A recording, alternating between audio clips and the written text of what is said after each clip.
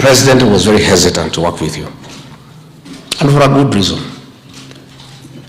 You guys were badly misused to do crazy things that have no meaning to this country.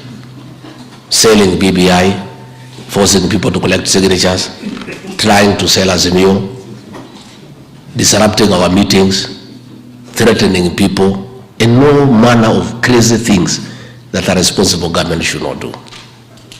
I have taken time with the Professor Kithure Kindiki to sit with the president down and convince him that you people are good. You are good at whatever you do. So if you are given bad things, you do them very badly. So what we must do as an administration is give you the right things. And I did request the president to give me a chance to work with you, with Professor Kindiki and the rest of us. And I assured him that within 6 months, he'll have a change of mind that you are good people.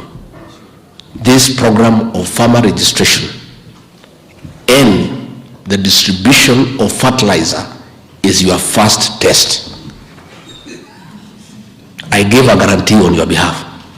MSINIHARIBIE KAZI YANGU. I assured the president to allow me and Professor Kindiki to work with you and give us a chance to show that you are people who know what you are doing. And I have no doubt myself, I'm so clear in my mind, you are the right people to work with. You guys are result oriented. You use initiative, you get what you need to get. And that is what I want us to do. So I'm your advocate 24/7. But also msiniangushe.